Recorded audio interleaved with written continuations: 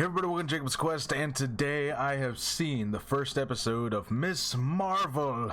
So this is really the first time I think that we've had a Star Wars show and a Marvel show come out on the same day, which is pretty interesting. You know, Obi-Wan has its whole conversation happening right now, and in the middle of all of that, here's the premiere of a brand new Marvel show, Miss Marvel.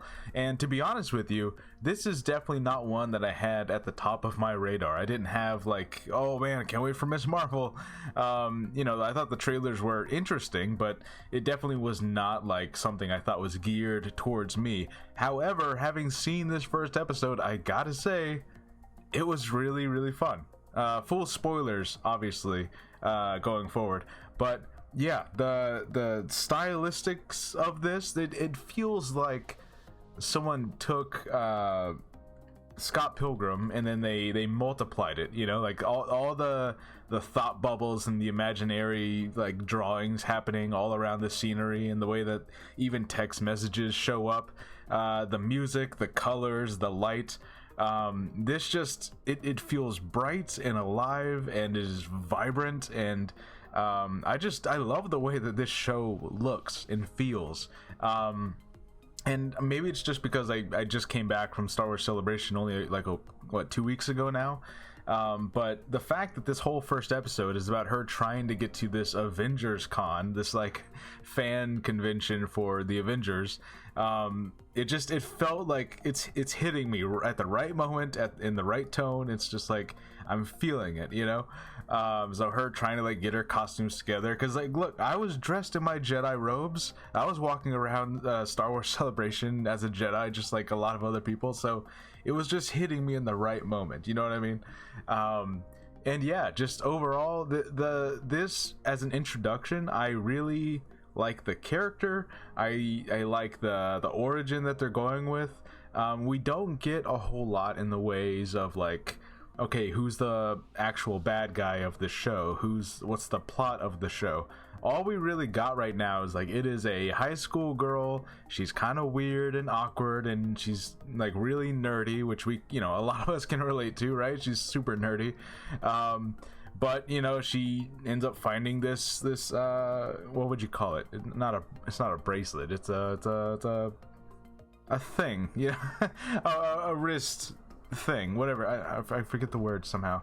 Anyways, she ends up finding that, and of course it like activates as soon as she puts it on, and she's on the middle of the cosplay convention contest, and her powers activate, and she's like doing these light projections, kind of like Green Lantern.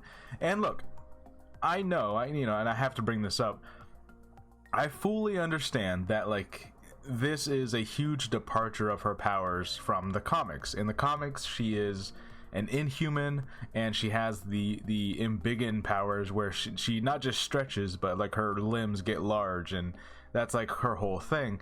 And in this, of course, it's a very big departure. In this, her powers seem to be coming from this why am I forgetting the word? It's not a bracelet, god damn it. Anyways, her powers seem to be coming from that, and of course now they're like light construct powers. And I know a lot of people leading up to the show were pretty upset about that, like, oh, you're changing it, you're ruining it, it's important because of this and this and this. You know, look, this is not a character that I'm very familiar with. I only know like those bare basics about her, so this is not a big deal to me. And having said that, you know, it's like the tone and the style and the likability of these characters in the show just on this first episode, I feel like for a lot of people, even if that was like a problem for you going in, saying like, oh, I don't like that they changed her powers, I feel like by the end of this first episode, that doesn't really matter. That doesn't matter. Yeah, maybe they're not introducing the whole Inhumans element of it, but there's so much other stuff going on here, and it really, really works. Now, like I said, we don't have an idea of like what the actual conflict is going to be in the show. This doesn't really introduce anything like that. This was very much just about Kamala and like how she got her powers and what her family's like, and her family is really likable and her friends are likable, and like, you know what I mean, like it all really worked really well. So of course you know, as more stuff is expanded upon, as we get like, okay, but what's the show gonna be about? What's actually happening here? Hey, maybe the show kind of declines. I don't know. But this first episode was like great. Not just good. I would say this first episode was genuinely great.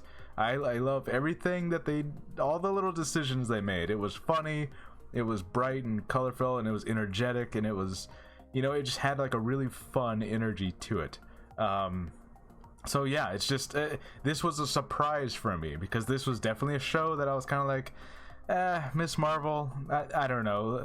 Let me know when like the Blade show comes up or something, like, you know. But hey, I was proven wrong. This was actually really, really fun.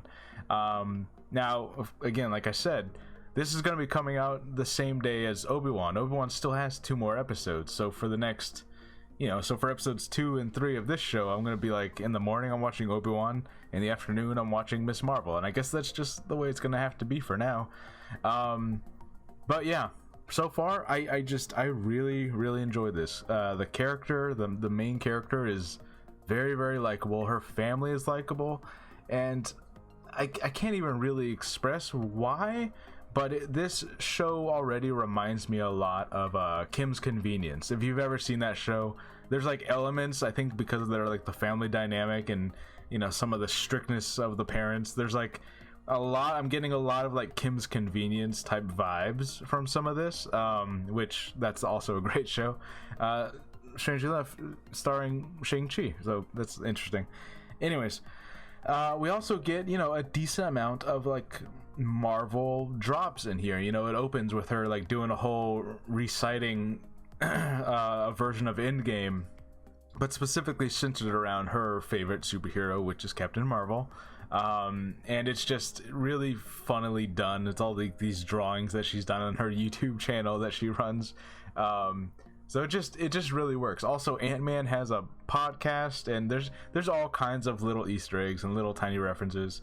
So I'm even getting stuff in this show that I didn't get in stuff like Moon Knight. Moon Knight largely ignored the rest of the MCU, you know, and some people say that's for the better, but I was kind of missing that. I was kind of like, it feels like there's an ingredient missing. So this one, right away, it's like, no, here's all the Marvel stuff, all the MCU references. Look at all the costumes, look at all the people dressed up as the different characters. So this one just was kind of giving me everything that I wanted, you know. So yeah, we'll see how the show goes moving forward, but for right now, I'm like, that was pretty great. That was a pretty great first episode. I really related to a lot of like the fandom aspects of this. I feel like they really captured like the, you know, the kind of fandom energy that the MCU has generally.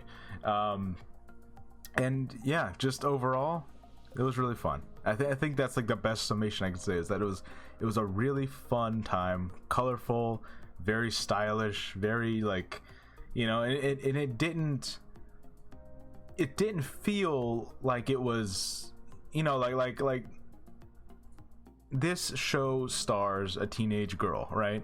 And so it's gonna deal with like teenage girl problems, right, and issues and conflicts and stuff like that in high school, you know.